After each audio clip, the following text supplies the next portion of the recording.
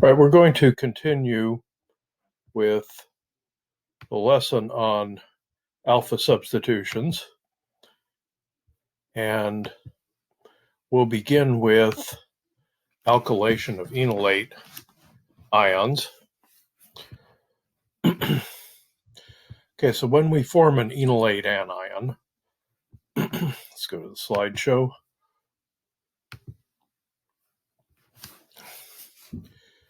Okay, there's two resonance structures, two places where the negative charge can occur, but in most cases it's the carbon that acts as a nucleophile.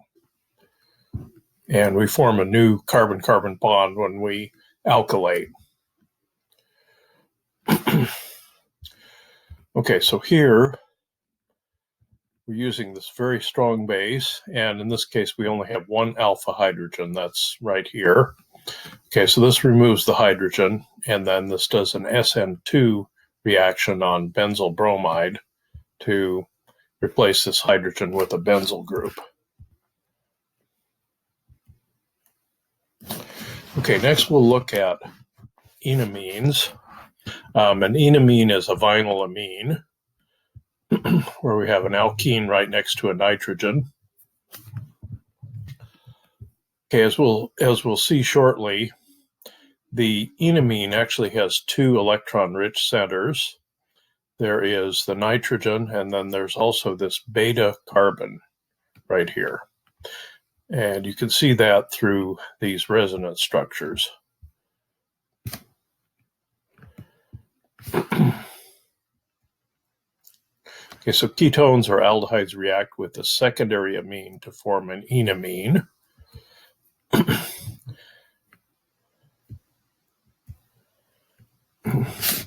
Okay, so to form an enamine,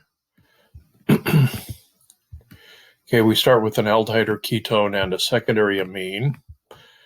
The secondary carbonyl amine is not stable, so it undergoes protonation to the oxygen and then elimination of water. And there's no proton left on the nitrogen. We have these two resonance structures.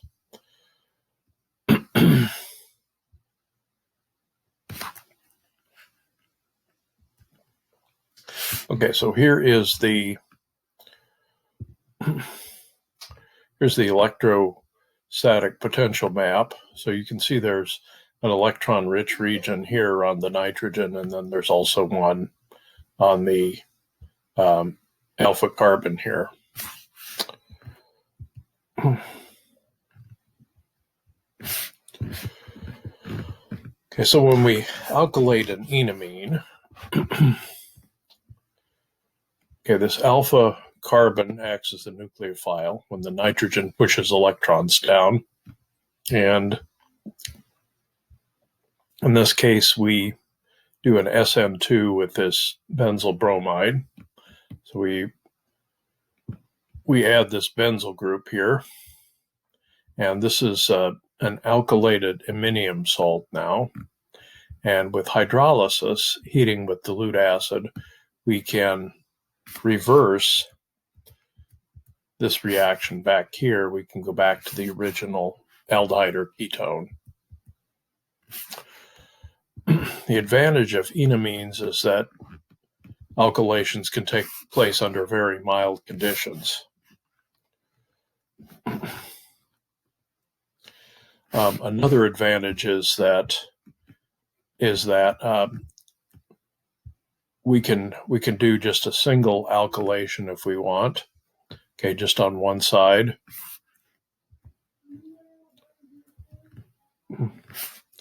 Okay, we can also do acylation of enamines.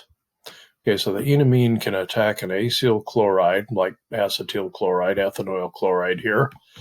Okay, so that pushes a pair of electrons up onto the oxygen.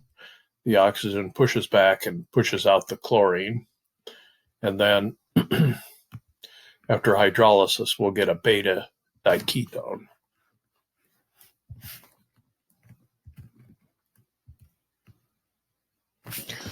Right, next we're going to look at aldol condensation. This is actually what we did in lab in our last experiment. It was a crossed aldol. Aldol is a contraction of aldehyde and alcohol, although today it also can refer to ketones. Okay, so we have two equivalents of an aldehyde or ketone with at least one alpha hydrogen. Okay, in the presence of acid or base, we obtain this aldol product. Okay, upon heating, we can also get dehydration, where we get this conjugated alpha-beta unsaturated aldehyde or ketone. Okay, at low temperatures, you can many times isolate the aldol product, but when you heat it, you'll get dehydration. Okay, so under basic conditions, the base removes this alpha hydrogen to produce the enolate anion, and it's the carbon that's actually nucleophilic, as we've said before. Okay, this carbon then attacks a carbonyl carbon of another molecule of aldehyde or ketone. And then we have protonation of the oxygen that occurs to yield the aldol product. Okay, and this is commonly done with two molecules of the same aldehyde or ketone. Okay, in our experiment that we did, we used two different aldehydes and ketones, and we'll talk about crossed aldol condensation shortly.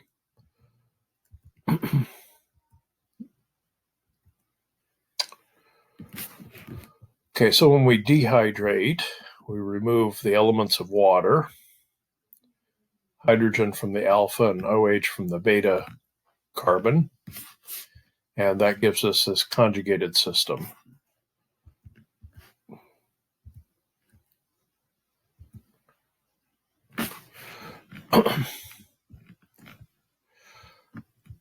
Okay, if we want to do a crossed aldol, and we try to do that with two different aldehydes or ketones, and both of them have alpha hydrogens, okay, it's not going to work very well because as we have shown here, we've got ethanal, which is a 2-carbon aldehyde, and propanal. Okay, we can actually get 4 different products. Okay, we get ethanal adding to propanal, we get propanal adding to ethanal, self-condensation of ethanal, self-condensation of propanal. Okay, but we can successfully carry out a crossed aldol condensation if one of the aldehydes or ketones lacks alpha hydrogens. Okay, that was the case with the lab that we did. We used benzaldehyde. Okay, so here's an example. This is, we have a tert-butyl group here, and there's no alpha hydrogens here. And so, so this could be successfully crossed. And then here we have benzaldehyde and propanal. Okay, so we remove the alpha hydrogen here. This would attack benzaldehyde. Okay, and the way to minimize self-condensation, that is ethanal reacting with another ethanal or propanal reacting with another propanal, one way is to use a large excess, so that when you form an enolate anion, it's more likely to encounter the benzaldehyde, for example, than another molecule of propanal.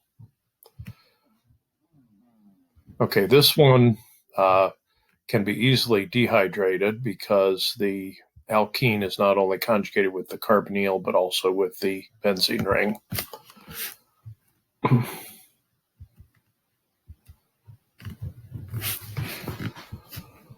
Okay, so here is the, let's go back here. Here's the mechanism for the base catalyzed aldol condensation of acetone. Okay, so we remove an alpha hydrogen. The enolate ion attacks the carbonyl of another acetone. We have protonation, and we obtain our aldol product.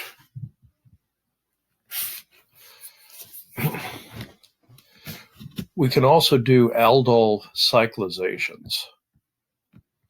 And these are most favorable when a 5 or 6-membered ring is formed. Okay, so here we have 2 ketones, and we have alpha hydrogens here, here, here, and here.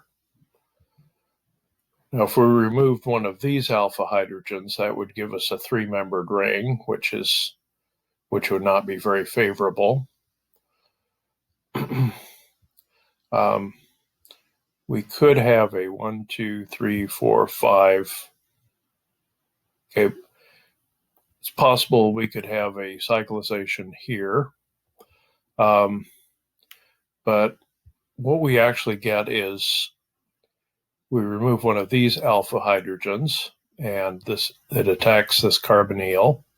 Okay, so that we form this bond right here. And then this can undergo dehydration to this product called cisjasmone.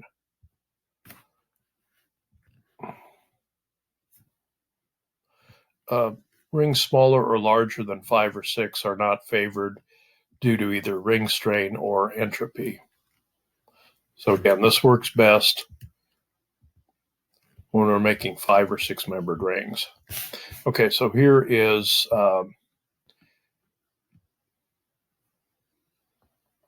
let's see, let's back up.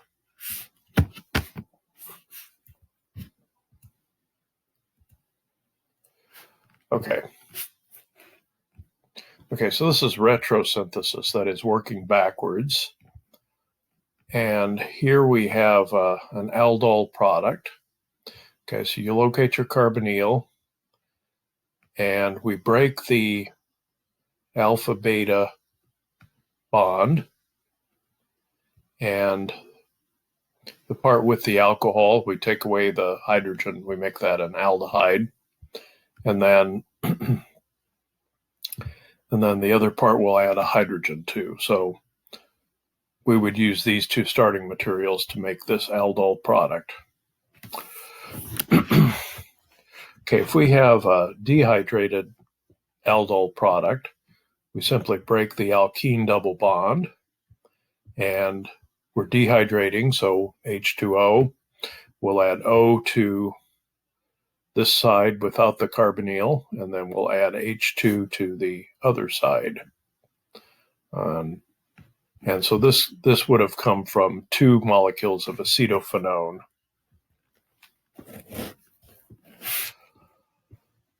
Okay, if we do an alpha substitution involving esters, then it's called a Claisen condensation. Okay, so we remove an alpha hydrogen, we form this enolate ion, which then attacks the carbonyl of another ester. But the oxygen doesn't undergo protonation because that would give us an unstable hemiacetal. So instead, oxygen pushes down and kicks out alkoxide. And in the case of the Claisen condensation, instead of a beta hydroxycarbonyl, we'll get a beta ketoester.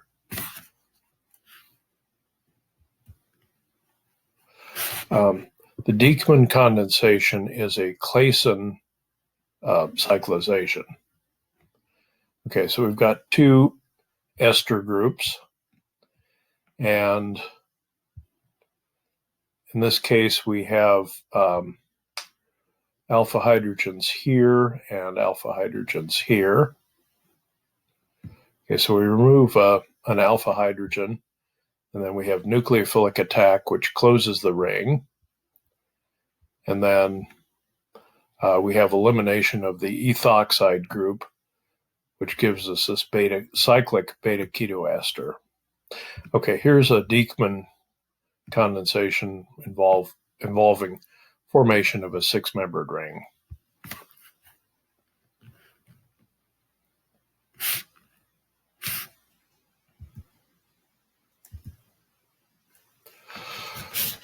Okay, just like with the aldol condensation, okay, it's possible to do a Claisen condensation with two different esters, but this is really only successful if one of the esters has no alpha hydrogens. Okay, so useful esters include benzoates, formates, carbonates, and oxalates. Ketones can also react with an ester to form a beta diketone. Okay, so here is an example. Here we have ethyl benzoate. Okay, there's no beta hydrogens here, reacting with ethyl acetate, which does have, alpha hydrogens. Okay, and here we typically use a stronger base than hydroxide. Okay, since this is an ethyl ester, it makes sense to use sodium ethoxide. Okay, so the ethoxide comes along and removes this alpha hydrogen. And this then goes on to attack the ethyl benzoate. We have elimination of the ethoxide, and we have this beta ketoester.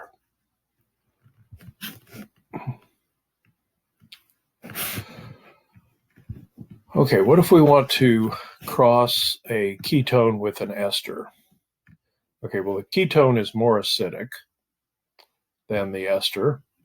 The ester is about 10,000 times less acidic.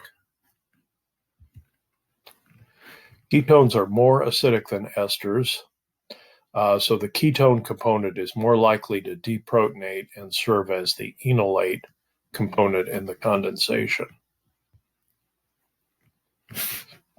Okay, so we can do a cross-Claisen with a ketone enolate and an ester. Okay, so the enolate attacks the carbonyl. Oxygen pushes back and kicks out ethoxide. We get our acylated ketone.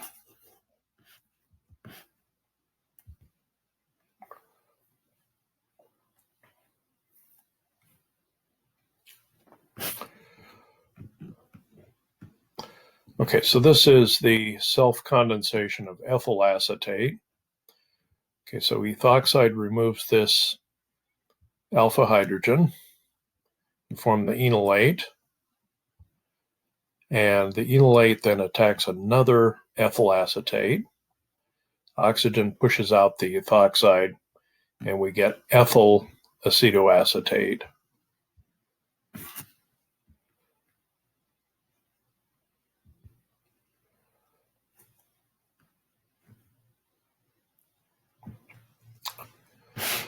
In the presence of ethoxide ion, ethyl acetoacetate is deprotonated again. Okay, once we have this beta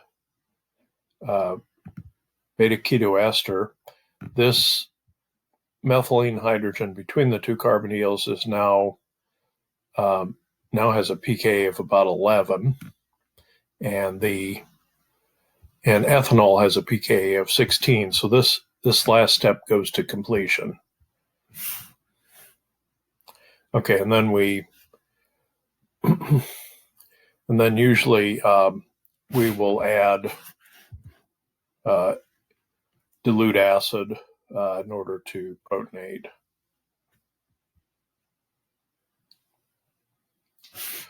Okay, so show what ester would undergo Claisen condensation to give the following beta ketoester. Okay, so we would locate our ester group. This is the alpha, and it would make sense to break the bond between the alpha and the ketone on the beta. And so, which is what this is showing. And so we would simply add a methoxy here, and this would be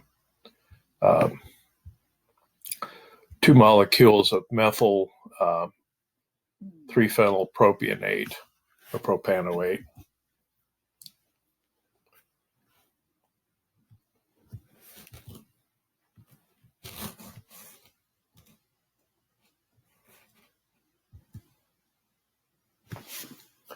Okay, so here is a table of pKa values. Okay, we've talked about aldehydes or ketones.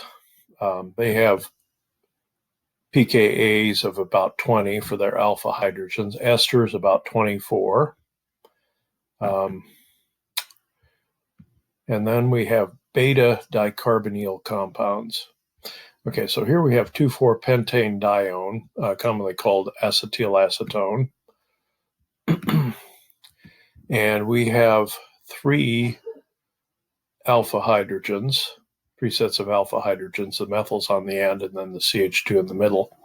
Now, the CH2 in the middle is much more acidic than the outside methyl groups.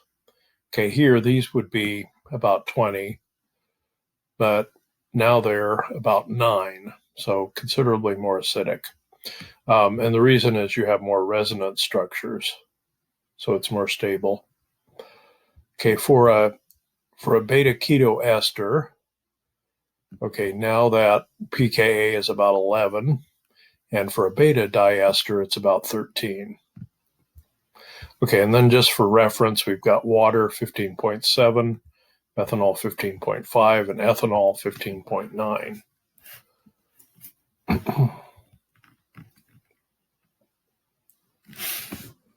Right, in the next lesson, we'll talk about the malonic ester